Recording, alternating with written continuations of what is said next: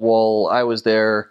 Kiev was the entire western half of Ukraine, whereas now Kiev has been split into the Kiev mission and the Lviv mission.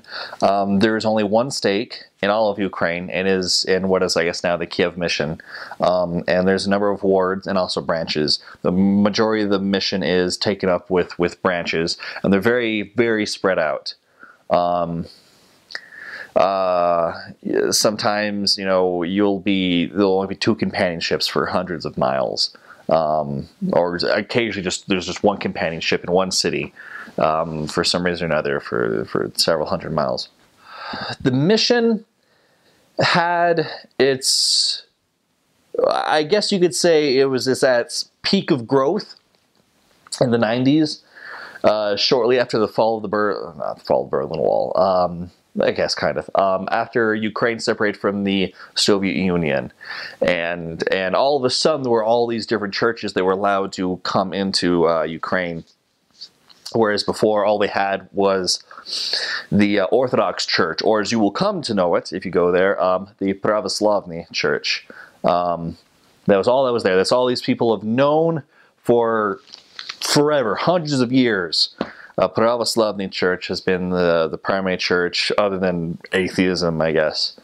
And so all of a sudden, all these people were really excited about all these churches, and the church just kind of exploded for a while there in Ukraine and in Russia, but mainly Ukraine. The Kiev Ukraine mission particularly has been the highest baptizing, I believe, mission in Eastern Europe for quite some time. We do work there. That's why the first stake in Eastern Europe was in Kiev. Nowadays, things have slowed down. They're not, you know, at a standstill by any means, but a lot fewer baptisms than there used to be.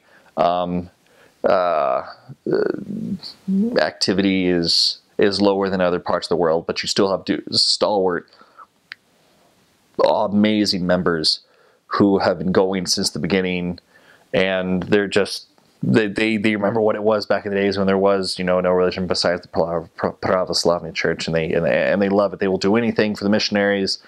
There are some very amazing members there, and they will all want to feed you. Everybody, all of Ukraine wants to feed you for the most part. If they don't hate you, they want to feed you. If you go into someone's house, there's a good chance that you will be fed, even if it's only tea and cookies. And be aware that there is good tea that we can drink in the mission. It is in Russian, I don't know what it is in Ukrainian. It's called the fruktovy tea, which is essentially flower or fruit tea. Just no black tea, no green tea.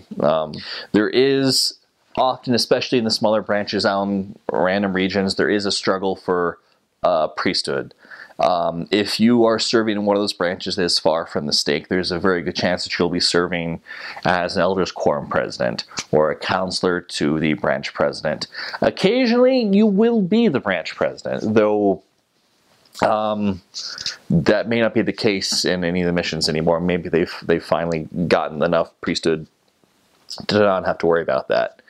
It just depends. Things can change.